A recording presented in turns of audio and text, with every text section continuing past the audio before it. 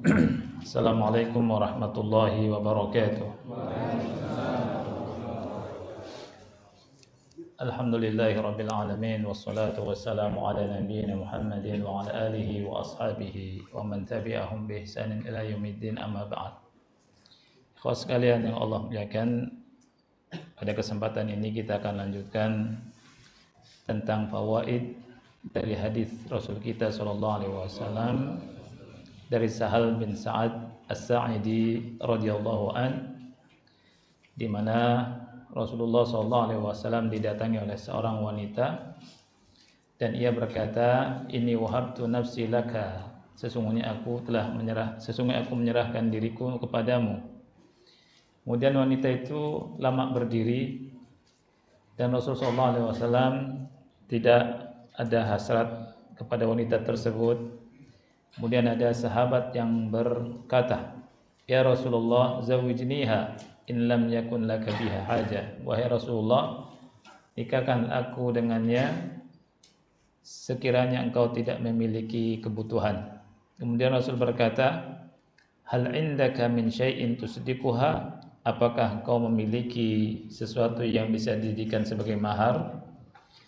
Kemudian laki-laki itu berkata, "Ma indi illa izari hadha." Aku tidak memiliki kecuali izarku ini, yakni sarungku. Kemudian Rasulullah SAW bersabda, "Izaraka in a'taitaha jalasta wal izara laka." Izarmu itu seandainya kau berikan sebagai mahar, kau duduk, kau tidak punya izar lagi.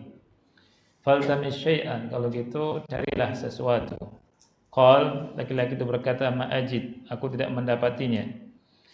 Kemudian Rasulullah SAW memerintahkan kembali, "Iltamis walau khataman min hadid."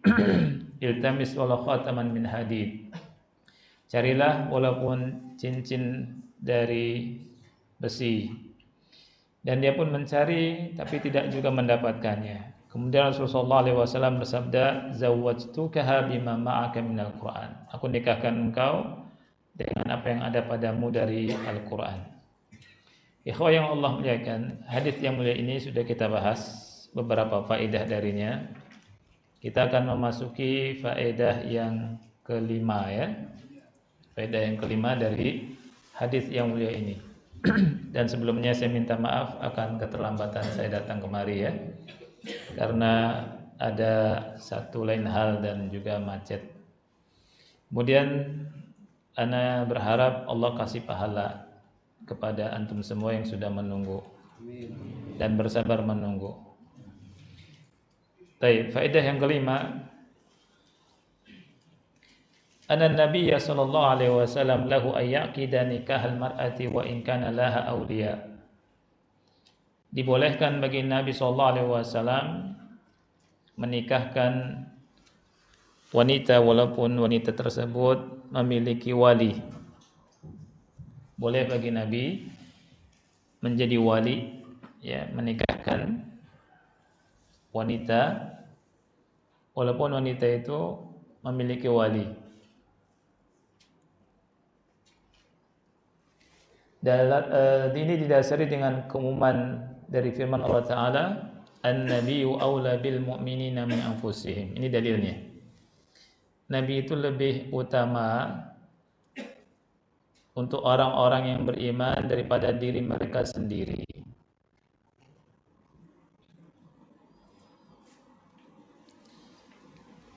Ini dalilnya ya.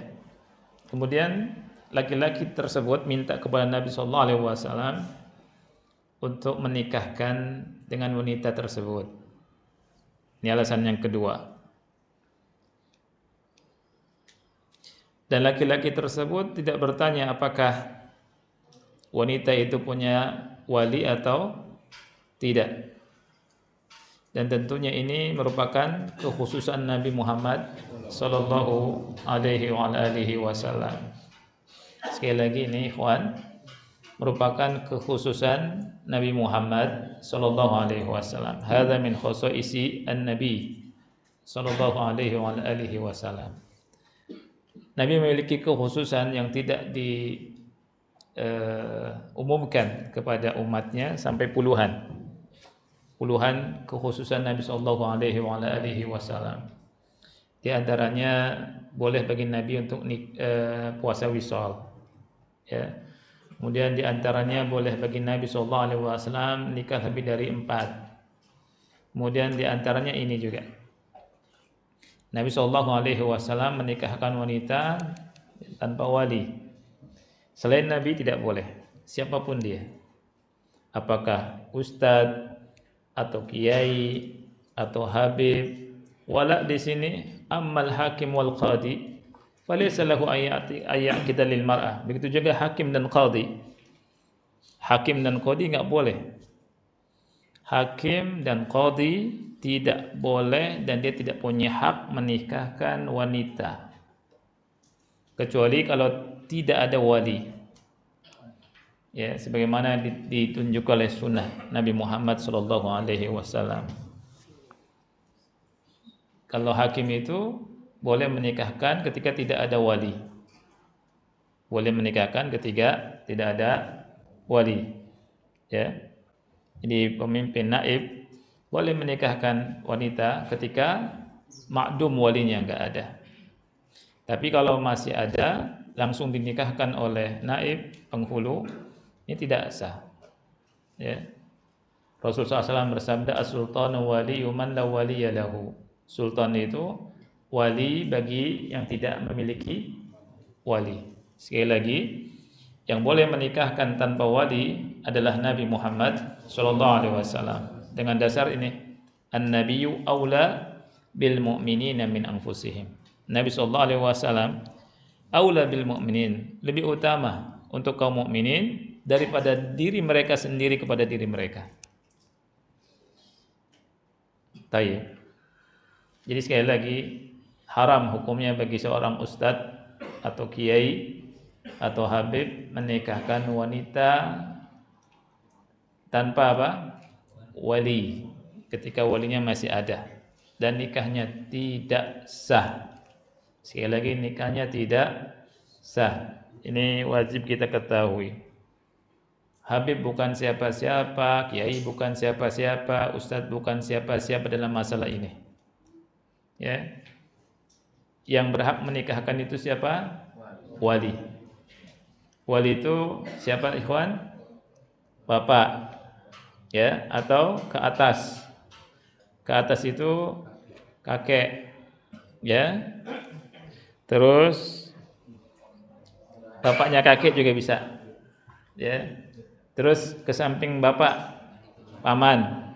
Ya. Kemudian anak dari laki-laki yang menikah boleh, ya. Uwa paman dari pihak ayah, adapun uwa paman dari pihak ibu tidak boleh jadi wali juga. Sekali ini yang sudah kita bahas. Uncle itu, ya. Uncle paman. Kalau dari pihak ibu nggak bisa jadi wali, ya sah walinya. Ini Islam itu masuk bahasa Arab itu ya. Kalau paman dari pihak siapa? Bapak namanya am. Kalau dari pihak ibu namanya khal. Dari pihak ibu namanya khal. Paman ada laki-laki, adik ibu atau kakak ibu nggak boleh nikahkan, nggak bisa jadi wali. Uncle dari pihak ibu nggak boleh jadi wali.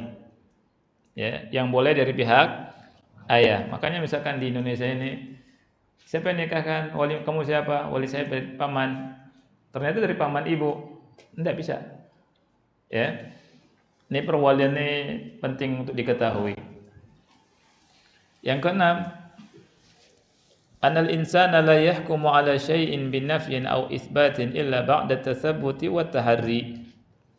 Anna hadha ar-rajula lama qala ma ajid lam yaktafi an-nabiy sallallahu alaihi wasallam bi mujarrad nafyih bal qala lahu iltamis wala khataman min hadid. Wa fi riwayah idhhab ila ahlika fanzur hal tajidu syai'a. Ini faedah penting.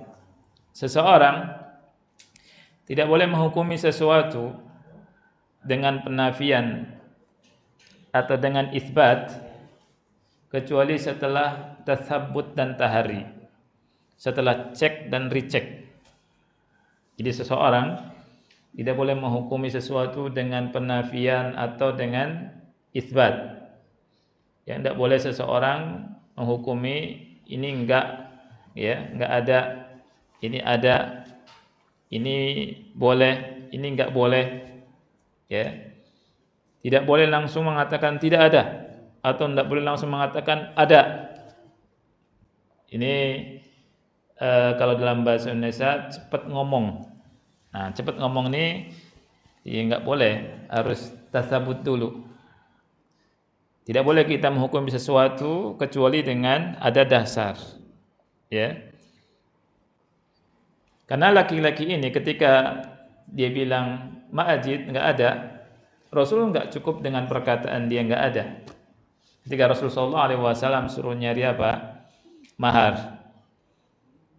Kata dia izar, ya kan? Kalau kata Rasul, kalau antum kasih izar sebagai mahar, antum enggak pakai izar, cuma satu kan? Ya. Cari. Ya, enggak ada. Cari walau khataman min hadid kata Rasul. Cari walaupun khatam. Ya, cincin dari besi, cari. Gitu. Dicari lagi enggak ada. Nah, itu. Dalam riwayat yang lain, idhab ila ahlik, pergi ke keluargamu. Lihat ada tidak? Hal tajidu syai'an? Enggak ada. Balik lagi ke Rasulullah SAW. Nomor 7. Bayanu ma kana alaihi sahabatu radhiyallahu anhum min qillati dzatil yad wa anna ghalibahum faqir la yajidu syai'a. Hadis ini menjelaskan tentang kondisi sahabat yang enggak punya apa-apa. Min qillati dzatil yad. Ghalibnya mereka, kebanyakan mereka itu fakir, enggak punya apa-apa. Ini kondisi para sahabat Rasul kita sallallahu alaihi wa ala alihi wasallam. Tapi Masya Allah, mereka hidup qanaah. Tidak ada keluhan, tidak ada mengeluh dari mereka, walaupun tidak punya apa-apa. Sekarang kita punya apa-apa masih mengeluh. Ya. Maka kita lihat para sahabat Rasul kita sallallahu alaihi wasallam, dan kita lihat saudara-saudara kita yang miskin. Dan kita lihat saudara-saudara kita yang di Gaza, anak-anak kecil kasihan, sampai kurus, ya. Dan anak-anak kecil kasihan, mereka makan rebutan, pasir dimakan, akhi. Kemudian mereka enggak punya apa-apa. Kalau kita masih mengeluh dengan keadaan kita, maka hendaknya kita malu dengan keadaan kita ini. Kita masih bisa makan. Bahkan mungkin makannya nyari di mana-mana karena bosan. Ya. Bahkan mungkin enggak habis makanan kita. Tapi saudara kita di Gaza, makanan ini rebutan, akhi. Antum bisa lihat wajah mereka, anak-anak. Belum ketika rebutan ngambil makanan, tidak aman, ada yang ditembak, ya. Ini malu hendaknya kita dengan kondisi kita kalau kita masih apa? Sering mengeluh. Enggak ada, enggak punya apa-apa. Kita sampaikan ke keluarga kita, ke istri kita, jangan suka ngeluh. Kita pun enggak boleh suka ngeluh. Kita masih bisa makan walaupun nasi doang. Ada enggak nasi doang? Saya tanya, ada yang makan nasi doang di sini? Saya jamin enggak ada. Mesti ada lauknya. Ya tidak? Ada lauk, apakah tempe atau tahu atau gorengan, bakwan. Pagi makan, siang makan, sore makan. Di sela-sela itu ngemil. Subhanallah. Ya. Fabi ayyi ala'i rabbikuma tukadziban. Enggak boleh ngeluh. Kasihan saudara kita. Enggak ada apa-apa. Ya. Nah, nomor 8. Inayatul Rasul sallallahu alaihi wasallam bi ashabihi wa hirsihi ala maslihatihim. حيث جرى هذا الحوار بين النبي صلى الله عليه وسلم وبين هذا الرجل للتوصل إلى نهاية تكون في صالحه. Perhatian Rasul SAW terhadap para sahabat beliau radhiyallahu anhum, dan hirs beliau, yakni semangat beliau akan kebaikan para sahabat. Untuk maslahat sahabat, Rasul sangat perhatian, di mana terjadi hiwar, percakapan antara Nabi dan laki-laki ini, sahabat ini, ya, yani jara hadzal hiwar baina an-nabi sallallahu alaihi wasallam wa baina hadzal rajul litawassul ila nihayatin takunu fi salihihi, untuk sampai ke sebuah akhir masalah yang akhirnya itu untuk kemaslahatan laki-laki tersebut. Hiwar, ya. Rasulullah SAW bertanya kepada laki-laki tadi, sahabat tadi, hal indaka min syai'in tusdikuha, apakah Anda punya sesuatu? Maksud sesuatu di sini harta, bentuknya harta yang bisa dijadikan mahar untuk wanita itu. Laki-laki itu bilang, ma indi illa izari hadza, aku enggak punya kecuali sarung ini. Kata Rasul, kalau kau berikan ini sebagai mahar, kau enggak pakai pakaian, enggak ada sarung lagi, enggak ada izar, ya. Kemudian kata Rasul sallallahu alaihi wasallam, faltami syai'an, cari harta, ada enggak selain izar? Kemudian enggak ada lagi. Kata Rasul sallallahu alaihi wasallam, iltamis wala khataman min hadid, cari, walaupun cincin dari apa? Besi, cincin dari besi, cari. Nah, kemudian dia pun bilang enggak ada. Rasul ngomong terus hiwar dalam rangka untuk mencari maslahat, mendapatkan maslahat, solusi terbaik buat sahabat tadi. Kemudian kata Rasul sallallahu alaihi wasallam, setelah betul enggak ada punya apa-apa, Rasul bilang, zawwajtukaha bima ma'aka minal Qur'an. Kalau gitu aku nikahkan kau dengan wanita tersebut dengan mahar dari apa yang kau punyai, miliki dari Al-Qur'an. Nah, nanti kita bahas apakah ujuk-ujuk boleh kita kasih mahar wanita dengan Quran. Ini pun tidak boleh. Ya, makanya enggak boleh bagi sebagian ikhwah ya punya hafalan misalkan surat Ar-Rahman, saya maharnya surat Ar-Rahman, dibacakan waktu akad. Enggak ada ini. Ya, enggak ada. Kemudian mentang-mentang dia hafal Quran juga hafalkan itu. Ya, enggak. Mahar itu al-asl apa? Harta. Bentuknya harta. Ya. Apa yang dibacakan di apa akad, akhi? Ada enggak di zaman sahabat dibacakan Al-Qur'an ketika jadi maharnya? Kan diajarkan Quran. Sahabat itu punya tugas untuk mengajarkan Quran itu kepada istrinya, bukan sekedar baca begitu saja. Apalagi hanya sekedar baca di akad. Ini sesuatu yang baru ya. Yang kita harus tahu ilmunya. Faedah yang keberapa sekarang? Faedah yang ke-9. Wujubus sadaq atau sidak fin nikah. Wajibnya membayar mahar dalam pernikahan. Ini didasari dengan hadis Nabi sallallahu alaihi wasallam, hal indaka min syai'in tusdiquha, apakah kau memiliki sesuatu yang bisa dijadikan sebagai apa? Mahar. Apakah kau punya sesuatu yang bisa dijadikan sebagai mahar? Ini pertanyaan Rasul sallallahu alaihi wasallam kepada laki-laki tersebut. Ini menunjukkan bahwa mahar itu wajib hukumnya. Mahar disyariatkan.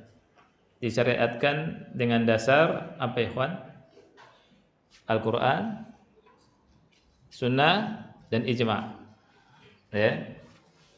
Jadi mahar itu didasari dengan pertama Quran. Disyariatkannya mahar didasari dengan Quran, kemudian didasari dengan sunnah, didasari juga dengan ijma. Ijma ini kesepakatan ulama. Ini penting ikhwan, kita belajar ilmu agama untuk memahami hukum itu didasari dengan ini. Hukum itu didasari dengan Quran, sunnah dan ijma. Ya. Kalau kita mendapatkan tentang hukum sesuatu, kita tanya ada nggak dasarnya dari Quran? Ada nggak dasar dari sunnah? Ada nggak dasar dari apa? Ijma. Nah, dari Quran sudah kita bahas di surat An-Nisa ayat 4 dan An-Nisa ayat 24. Di Quran itu tentang disyariatkannya mahar. Al-Quran surat An-Nisa ayat 4 dan surat An-Nisa ayat 24. Adapun tentang hadis yang mendasari disyariatkannya mahar, hadis yang kita sedang bahas dan hadis-hadis yang lain. Hadis yang kita sedang bahas ini menjelaskan tentang wajibnya mahar dalam pernikahan. Adapun ijma, ulama telah sepakat tentang wajibnya mahar. Di sini Ibnu Abdul Bar berkata, ajma'a ulama'ul muslimin annahu la yajuzu lahu wat'un fi nikahin bi ghairi sadaqin musamma dainan aw naqdan. Wajib ulama kaum muslimin telah sepakat tidak boleh bagi seseorang menggauli istri dalam pernikahan kalau tidak ada mahar yang disebut, baik itu secara utang ataupun kontan. Jadi mahar itu ikhwan Allah muliakan, ya, ada dua, bisa berupa utang, bisa berupa naqd, cash, ya. Jadi di akad disebutkan maharnya apa.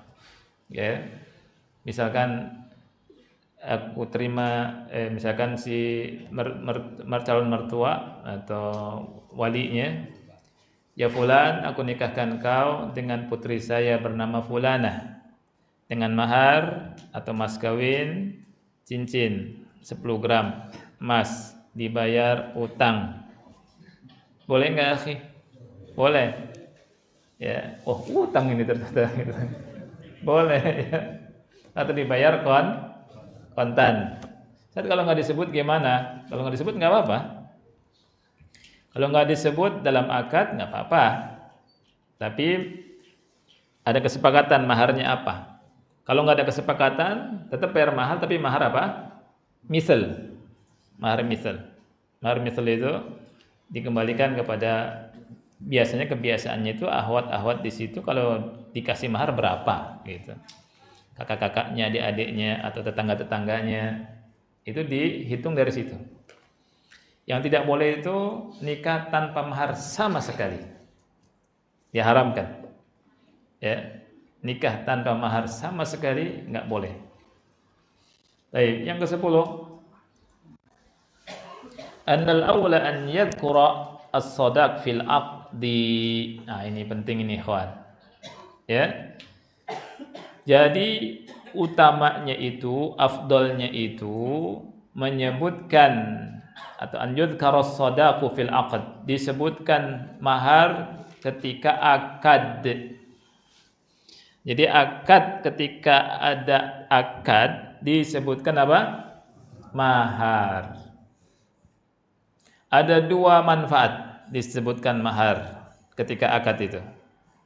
Yang pertama aqta'u lin niza', dan yang kedua anfa'u lil mar'ah. Ini penting. Yang pertama aqta'u lin niza'. Aqta' lin niza' itu lebih bisa memutus dari nanti kalau ada perselisihan. Ya. Jadi menghindari perselisihan, persengketaan, terutama kalau maharnya mahal. Ya, maharnya gede-gede lumayan. Jadi disebutkan mahar ketika apa? Akad. Ketika akad nggak bisa ngelak lagi, orang dengar banyak, ada saksi juga. Ya fulan bin fulan, aku nikahkan engkau dengan putriku. Maharnya misalkan emas 2 kilo. Wah, oh, emas 2 kilo. Orang pada catat tuh emas 2 kilo nih. Ya tidak? Plus rumah 1, mobil 3. Waduh. Langsung dicari KPK. Ya, Pak ya.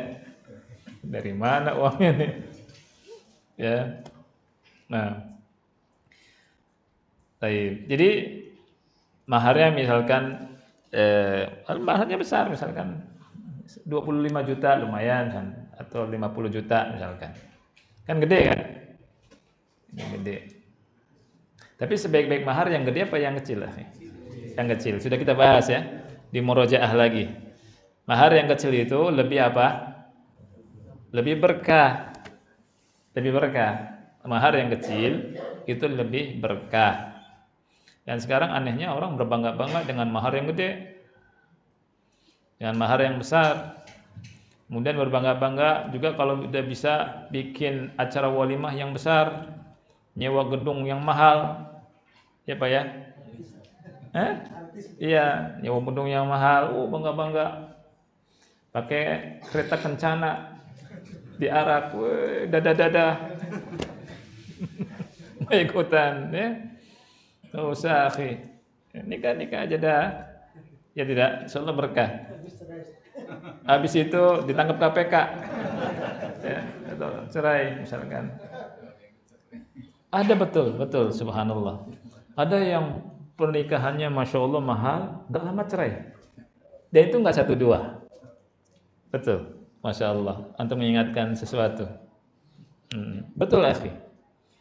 Ya, nah itu. Jadi kalau misalkan maharnya gede, niza tuh kalau nggak disebutkan, ya niza. Atau misalkan maharnya 10 juta misalkan, ya 10 juta. Nah, kalau disebutkan di akad, nanti seandainya laki-laki itu mengatakan bukan kok nggak 10 juta, ya kan? Itu orang sudah pada tahu aqta'lin Deneza, atau maharnya 5 juta misalkan, atau 3 juta, ya, atau paling misalkan cincin 1 gram misalkan, cincin 1 gram.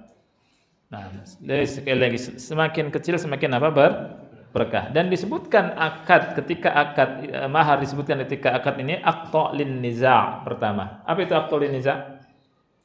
Lebih memutus, bisa menghalangi, bisa apa tadi Ustaz Aris? Iya, bisa menghalangi adanya perselisihan, mencegah perselisihan, mencegah adanya perselisihan. Nah, ini penting ya. Wa anfa'u lil mar'ati. Nah, ini penting tuh. Dan lebih manfaat buat wanita. Lebih manfaat buat perempuan.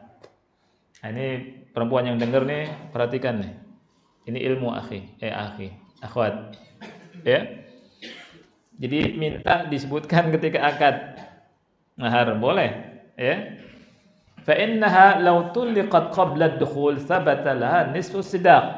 Karena kalau disebutkan di mahar, disebutkan di akad maharnya, seandainya terjadi perceraian sebelum dukhul, sebelum digauli, bagi wanita ini dapat setengah mahar.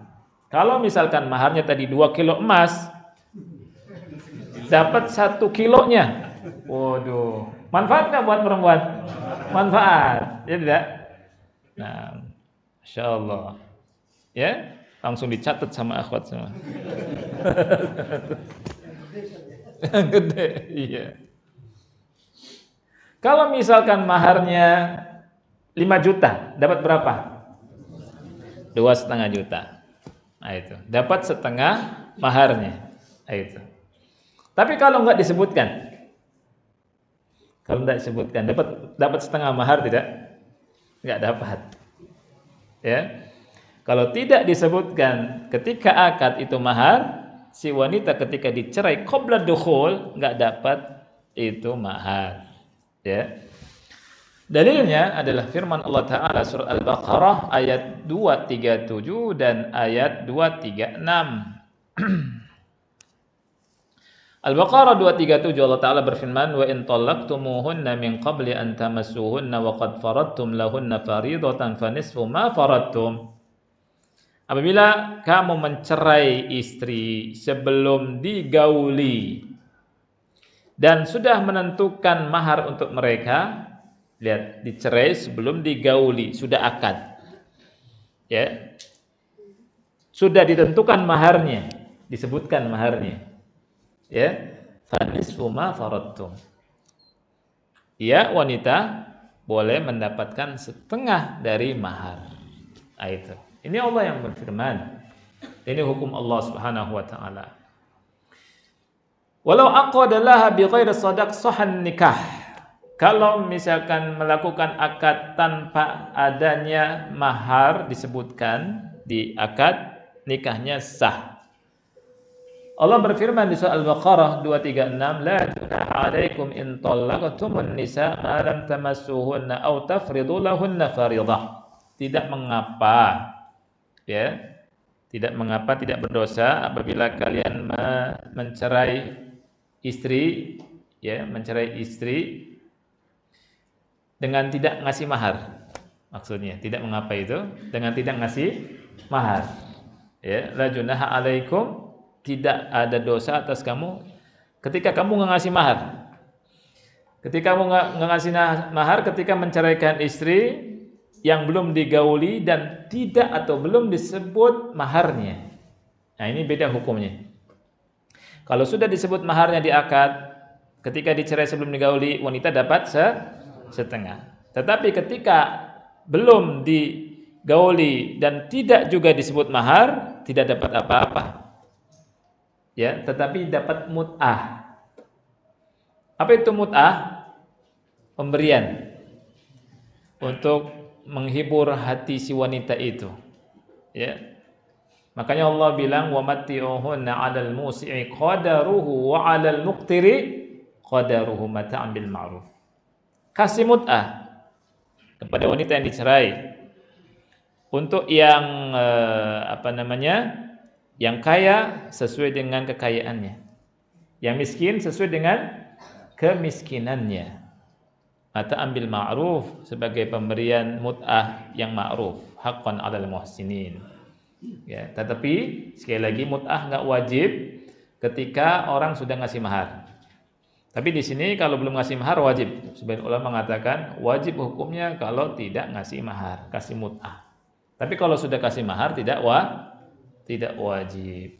Nah, wallahu a'lam bishawab. Baik, azan dulu ya.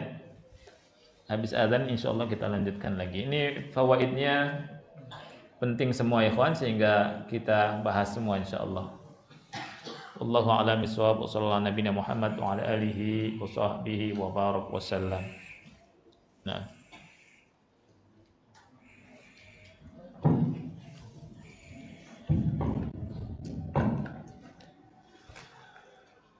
Allahu Akbar, Allahu Akbar,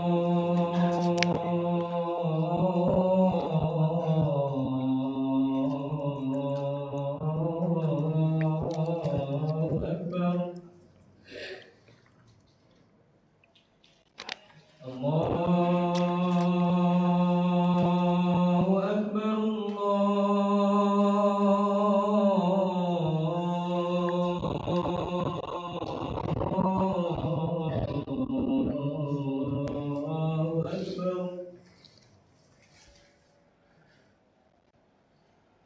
Asyhadu an la ilaha illallah.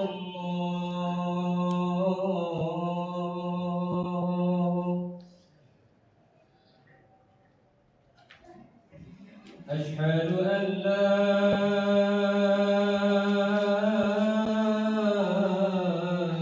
ilaha illallah.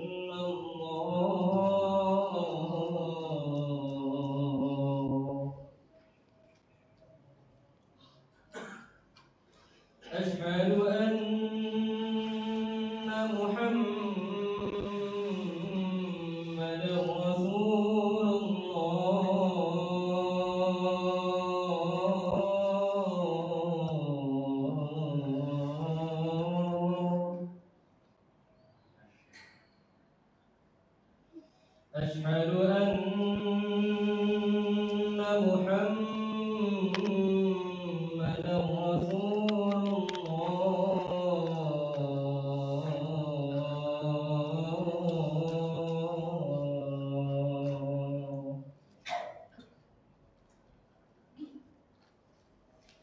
حي على الصلاة.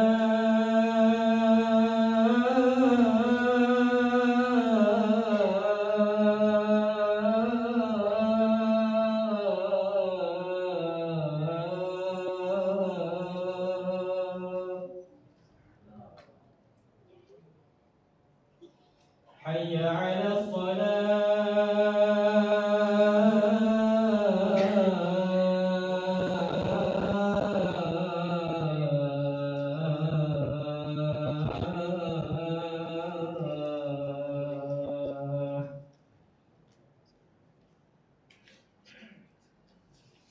حي على الفلاح.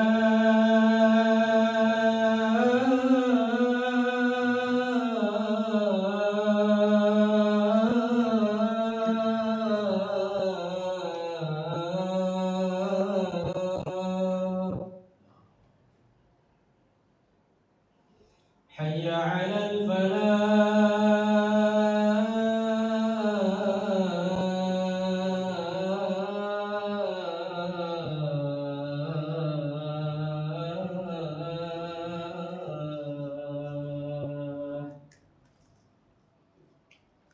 الله أكبر الله أكبر.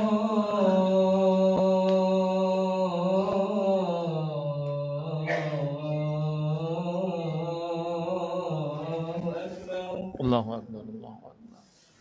لا إله إلا الله.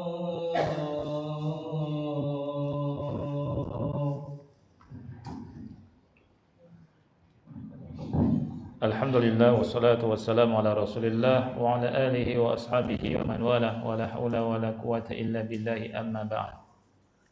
Faedah yang ke-11. Istadalla al-ulama'u bihadzal hadits ala anna khutbatan nikahi laysat biwajibah li'annahu lam yarid laha dzikrun fi syai'in min turukil hadits.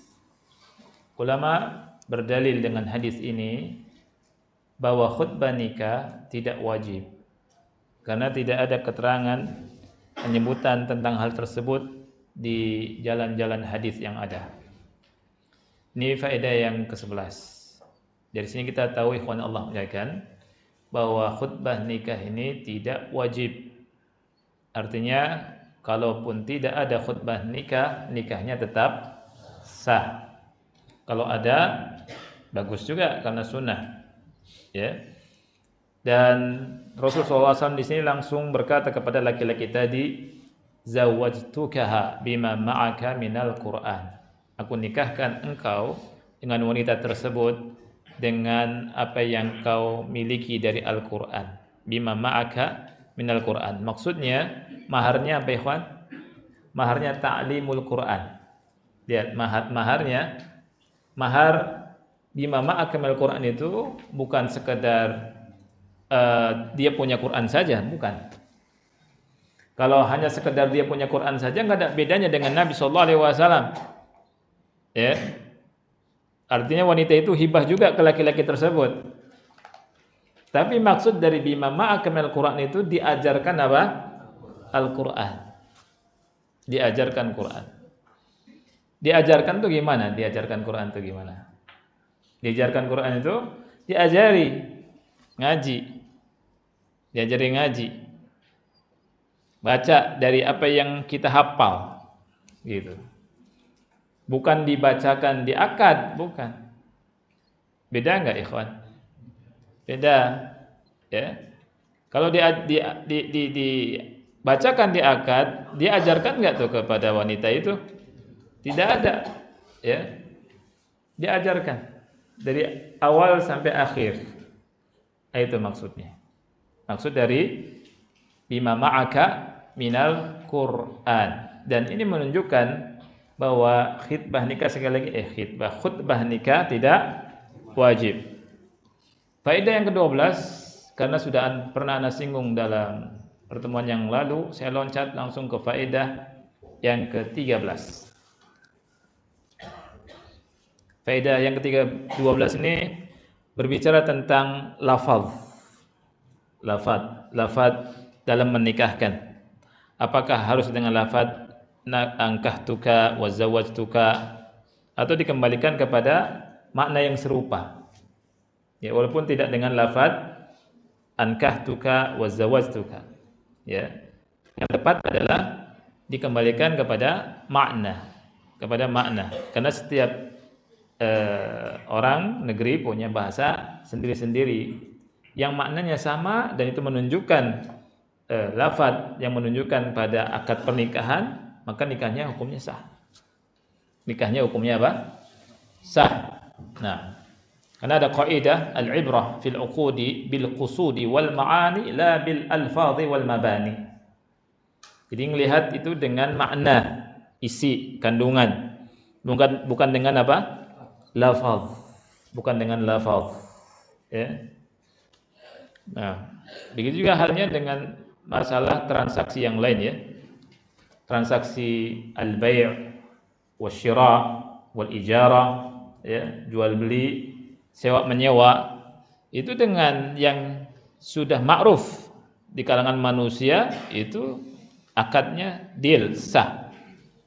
Gitu. Saya ambil ya, gitu. Berapa? Bukan saya beli ya, gitu. Berapa sekian? Nah, itu deal kalau sudah. Ya. Begitu juga lafaz ijarah, sewa menyewa. Nah, kita faedah yang keberapa? Faedah yang ke-13 ya. Zahirul hadis annahu la yasih ja'lu ta'limil Qur'an shadaqah. Zahir hadis ini menunjukkan bahwasannya tidak sah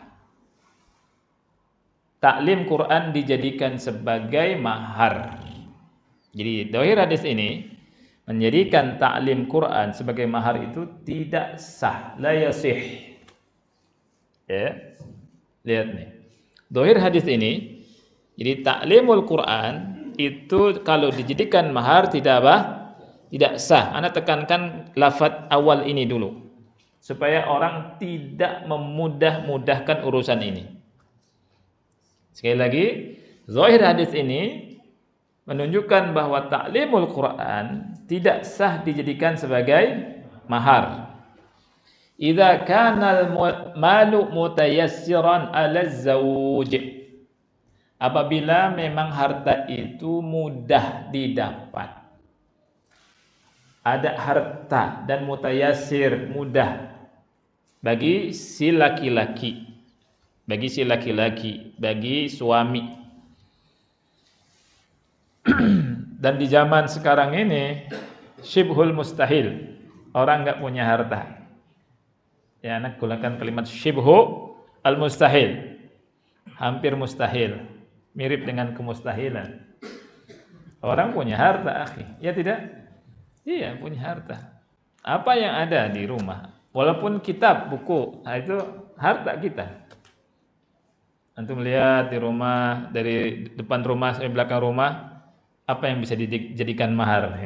Pasti nemu. Ya. Zaman sekarang kita dimudahkan sama Allah, akhi. Ya. Walaupun fulus sekian ribu pasti ada. Itu harta. Ketika itu harta masih ada, jangan jadikan taklim Quran sebagai mahar. Karena Rasul enggak langsung bilang Quran, enggak langsung. Ada urutannya. Rasul enggak langsung bilang, ya sudah, kalau antum punya hafalan Quran, antum ajarkan saja dia dan itu sebagai mahar. Enggak. Karena mahar itu aslu harta. Ya. Nah, di sini disebutkan fa in lam yatayassar al-malu sahha ja'luhu shadaqah. Nah, jadi kalau sulit dapatkan harta, ya, maka sah menjadikan taklim Quran sebagai apa? Shadaqah, sebagai mahar. Ya, ini. Kalau tidak mudah kan susah. artinya ya. Fa innar Rasul sallallahu alaihi wasallam ma ja'ala ta'limal Qur'an shadaqan. Rasul SAW tidak menjadikan taklim Quran sebagai mahar lihadzal rajul, bagi sahabat ini, illa hina mata'azzara alaihi al-mal, kecuali setelah tidak ada harta sama sekali. Ya. Walam yajid syai'an. Dia enggak dapat, dia tidak dapat harta sama sekali, enggak dapatkan yang bisa jadikan sebagai mahar untuk dia. Baru dijadikan mahar ya taklimnya Al-Qur'an tersebut. Nah, ini menunjukkan selama ada yang bisa dijadikan mahar dari harta yang konkret ya, harta yang konkret, maka bisa kasih. Kan bukankah Al-Qur'an itu lebih baik daripada apa? Dunia beserta isinya. Betul, akhi. Tapi Rasul kan tidak melakukan seperti ini, ya tidak? Betul, tapi ini harta. Al-Quran itu harta, tapi harta abstrak. Yang diinginkan sama Rasul sallallahu alaihi wasallam harta yang apa? Konkret. Ya, bukan yang abstrak. Nah, ini kita perlu belajar ini karena kadang nanti ada orang yang Al-Quran juga harta juga gitu. Musuh besar harta gitu. Ya betul, nggak ada yang bisa nolak itu kalau antum bilang begitu. Ya. Nah. Baik. wal asluhu wal mal. Lihat kata ulama. Hukum asal mahar itu adalah apa? Harta. Pada dasarnya mahar itu al-mal. Tadi mal yang apa? Yang konkret. Mal yang konkret. Kalau misalnya enggak boleh. Boleh langsung aja. Ya, capek deh. Ya, capek deh. Ya tidak? Harus belajar dulu. Paham ikhwan? Allah berfirman di surat An-Nisa 24, "Wa uhilla lakum ma wara'a dzalikum an tabtaghu bi amwalikum." Lihat di sini, ya. Dihalalkan, lihat. Lakum untuk kalian ma wara'a dzalikum, apa yang di belakang itu? Di belakang itu apa? Menikahi wanita-wanita yang tidak diharamkan. Kan wanita yang diharamkan itu hurimat alaikum ummahatukum wa banatukum wa akhawatukum dan seterusnya, terus sampai yang diharamkan ya, istri orang itu juga haram ya kan? Ya kan? Wal muhsanatu minan nisa. Itu wal muhsanat minan nisa itu juz yang keberapa ikhwan? Juz yang kelima. Itu juz yang kelima masih nyambung ke juz yang sebelumnya tuh. Nah, ingatkan kepada yang pada hafal-hafal Quran. Ketika antum menjadi imam, salat ngimamin, antum jangan waladhdallin amin wal muhsanatu minan nisa. Ini kurang bagus. Ini ibtida'nya qabih. Ya, ibtida' apa namanya? Qabih. Ya kata ulama, antum tarik dulu di hurimat alaikum ummahatukum, baru ke situ. Jangan langsung tiba-tiba ujuk-ujuk wal muhsanatu minan nisa. Ini dari sisi apa? Adab. Dari sisi adab. Baik, kembali ke sini ikhwan. Jadi menikahi selain wanita yang diharamkan itu, ya, antum kasih apa di sini? Kata Allah, kasih maharnya. Bi amwalikum, dengan apa? Dengan harta-harta kalian. Al-aslu dalam mahar itu apa? Al-mal. Tadi mal yang apa tadi Anda bilang? Yang konkret, bukan yang abstrak. Nah, bukan janji. Ya, janji juga. Nah, wa wajhul istidlal, enggak apa-apa ya, lanjut dulu ya. Sedikit lagi ya. Allah Ta'ala memberikan syarat an yakunal mahru malan. Lihat. Sisi pendalilannya, Allah kasih syarat mahar itu berupa harta. Fama la yakunu malan la yakunu mahran. Kalau bukan harta tidak menjadi mahar. Fala tasihu tasmiyatuhu. Tidak juga sah penamaannya dinamakan sebagai mahar. Lianna ta'limal Qur'an la yajuzu an yaqa illa qurbah li fa'iliha. Karena taklim Quran itu tidak boleh terjadi kecuali sebagai apa? Qurbah kepada Allah bagi orang yang melakukannya.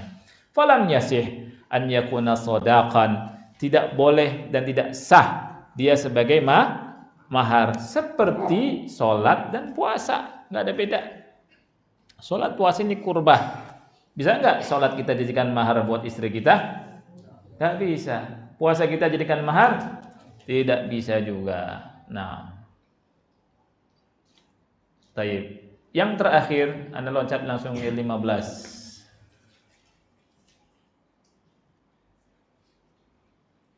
Yang ke-15 ya. Jawazu tazwijil mu'sir, bolehnya nikahkan orang yang susah. Yang susah ya, kalau dia mau dan mau bertanggung jawab, kemudian ada wanitanya juga mau. Nah, ini. Ketika ada pasangannya, akhwatnya mau, kemudian ikhwannya mau, dan dilihat juga orang ini juga semangat cari usaha, cari nafkah, dinikahkan. Ya, dinikahkan. Ini boleh. Jawazu tazwiji al-mu'sir. Jadi sahabat tadi punya harta tidak? Tidak punya, tapi dinikahkan sama Nabi SAW. Ya. Dan nikah itu ikhwan berkah. Allah kasih kecukupan. Ya. Apa kata Allah di surat An-Nur, wa ankihul ayama minkum was-salihina min ibadikum wa imaikum iyakunu fuqara'a yughnihimullahu min fadlih. Kalau mereka fakir, lihat, kalau mereka fakir ketika nikah itu Allah berikan kecukupan. Allah jadikan kecukupan. Anda terjemahkan cukup, bukan kaya, bukan, tapi cukup. Yughnihimullahu min fadlih, dari karunia Allah dan berkah insyaallah. Nah, ini yang bisa kita bahas insyaallah. Pada pertemuan berikutnya kita akan bahas hadis yang lain ya. Nah, iya, boleh, iya. Berhubungan dengan apa, Pak? Iya. Laki-laki boleh menikah lagi dengan istri yang sudah menikah. Syaratnya adalah istri tadi yang menikah terus boleh cerai dengan cara ketika laki-laki istri tadi menikah dengan orang yang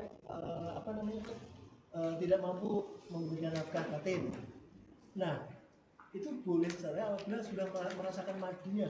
Betul. Cara menjelaskan nafkah juga seperti apa, Ustaz? Wallahu a'lam. Iya. Kadang-kadang iya, betul. Anda juga berpikir ke situ, cuma Anda belum dapatkan jawabannya juga. Cuma itu keluar juga, masya Allah. Anda juga cari-cari mana ini, katanya keluar juga pertanyaannya. Nah, jadi kan kayak hadbatus tsaub ya. Iya, wallahu a'lam. Apakah karena sebagian penafsiran itu hadbatus tsaub artinya kan impoten itu. Jadi penafsirannya Anda lihat bukan hanya satu saja. Artinya bisa juga kurang memuaskan gitu. Seperti itu. Wallahu a'lam bishawab. Itu. Jadi ini harus dicari lagi jawabannya. Kenapa nih kan? Iya. Baik, wallahu a'lam. Ada yang lain barangkali? Kalau tidak ada, Anda cukupkan sampai sini. Mudah-mudahan manfaat ikhwan. Kita terus belajar sampai kita meninggal. Jangan bosan, jangan putus asa, jangan kendor. Ya, terus belajar dan belajar. Ya, perbaiki diri, jangan mikirin macam-macam. Ya, dan hidayah itu mahal. Hidayah Islam, hidayah sunnah itu apa? Mahal. Ya. Kita minta sama Allah supaya Allah Subhanahu wa taala senantiasa membimbing kita. Karena kita dapati sebagian orang ya awalnya kenal sunnah, kemudian jauh dari sunnah Rasulullah SAW. Itu ada, ya. Nah, itu memang dia berhak mendapatkan itu barangkali. Karena Allah Subhanahu wa taala tidaklah menyesatkan orang kecuali memang orang itu pantas untuk disesatkan. dan hidayah itu mahal. Kita terus belajar. Taib, subhanakallahumma bihamdika asyhadu an la ilaha illa anta astaghfiruka wa atubu ilaik. Wassalamualaikum warahmatullahi wabarakatuh.